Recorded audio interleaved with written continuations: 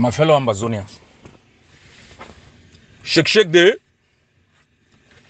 shake day. We are on Act 1, Scene 1. They are screaming and crying. I hear the colonial SDO was banging the table, threatening people. They haven't seen anything yet. This is just the beginning. I am also calling on all private car drivers who have yellow cars to be cautious so they are not mistaken for taxis. If I were in their position, I will also change the color, because we are notified also that the enemy plans to use yellow taxis as ambush cars. So we are asking our people not to board any yellow taxi. I'm asking taxi drivers to be brave, to be defiant, to take a stand for Ambazonia. I am asking them to take a stand like the men and women who have taken a stand in the last 7 years carrying rifles in urban cities, fighting the enemy, rising on the same spot where their comrades fell to fight again. I am asking them to take a stand. It is not about the color of your taxi. It's an act of resistance. It's an act of defiance. Change your color and defy the enemy. They attack you, we will attack them. And if they continue, we will shut down every other car in every city, and they themselves will walk on foot. We will go back to 200 years until we are free. There will be no break, there will be no compromise, there will be no blinking. I've read a message from Mr. Baramak. He's threatening, I don't know who he's threatening. I don't think he can threaten his own wife in his home. So I just ask everybody to remain focused. They don't exist. They don't exist. Take note, these are the same people who were screaming on social media, upholding no schools for millions of Ambazonian children for years. They did not calculate the cost. They did not calculate the economic cost on Ambazonia today and even in the next 50 years. We did. We started immediately working on an alternative, which they attacked. Oh, community schools, how will you get certification? See, they've been brainwashed with certificates that have virtually no value. We started working on an alternative. We designed a model of education that could return our children to school while still resisting any La République institutions in our land. We have built a curriculum of education. We have been supplying children with real knowledge that can help them. They are still on threats. Nothing they have built. My people, I have read another gentleman. He's comparing, he says, oh, we should transform. We could transform into a political party and grab the councils.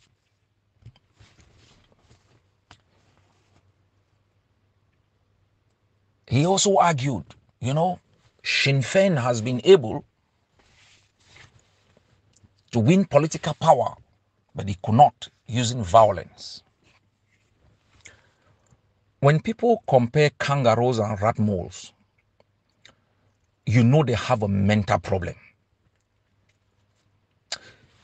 After John Frundi lost an election or won an election in 1992 and it was stolen from him,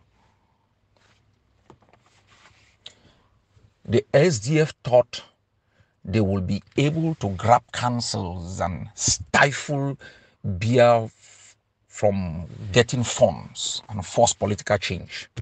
Biya immediately responded by imposing government delegates and in rural councils, making sure the budget of the council is approved by the DO that he appoints. He wants to talk about Sinn Féin IRA and Ambazonian resistance forces, forgetting to know that those are two different contexts. The IRA fought within a democratic context. The IRA fought within a context where the United Kingdom even recognized that there is an issue. The IRA fought within a context where the European Court of Human Rights is able to hold the United Kingdom accountable for subjecting IRA fighters to torture. The IRA fought within a context where you have Irish who had moved even to the United States were able to influence US government, to influence policies of the United Kingdom within that space.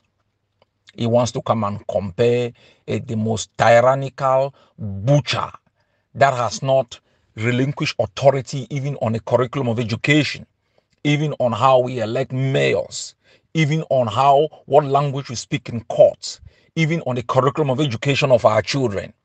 You want to ask us to emulate strategies of other resistance movement. IRA bomb places all over. If we will bomb one civilian infrastructure, you people will see me screaming.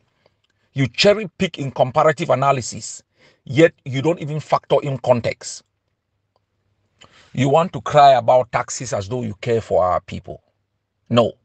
The men who fight in that town are the ones when these gangsters attack bike riders, they attack them and they ran away and the bike riders went free. These men in that town are the people who are defending the freedom of our people.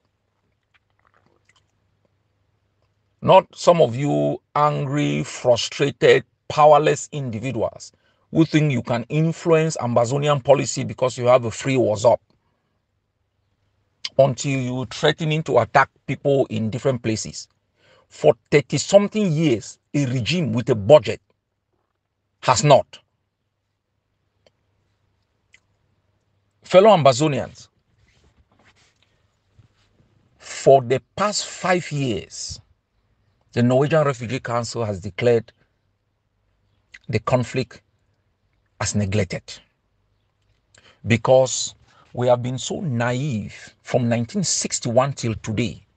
Each time we reach a certain height, each time we reach a certain level where we grab international attention, we relax. We start thinking that, oh, the diplomacy is going to help us sort our issues. I will never forget when John Frundi left house arrest and he was counting on the US ambassador in Yaoundé because Bill Clinton has been elected. Instead of intensifying the resistance, instead of following the strategy of the Madagascar opposition, who created a parallel government and cut the country into two, he thought he could fly to the United States and get a diplomacy to influence a satanic regime in Yaoundé. Anytime we win one small battle, we relinquish it, hoping that, there will be some presidential decree that is going to give us power. This is the last battle that we will fight. We will not compromise on anything that resembles La République in our town. Anything that walks like La République, speaks like La République, moves like La République, resembles La République, will be dismantled. Everything will be dismantled. We will even go on the CFA. We will go on ID cards. We will move like other people without ID cards. We don't need it. We don't need a currency that has virtually no value for us. We will go on everything. You people are there clapping for Burkina Faso president. You are clapping for Niger president. If we will emulate the same example, you'll be asking for alternative. It takes daring. Sanctions on Zimbabwe because they reclaim land. They use the dollar. We need to escalate. And I am glad Meme is following. FACO Ndian everywhere. Follow Mezam. Change the color. No compromise. Anything that looks like yellow, take it out from the street.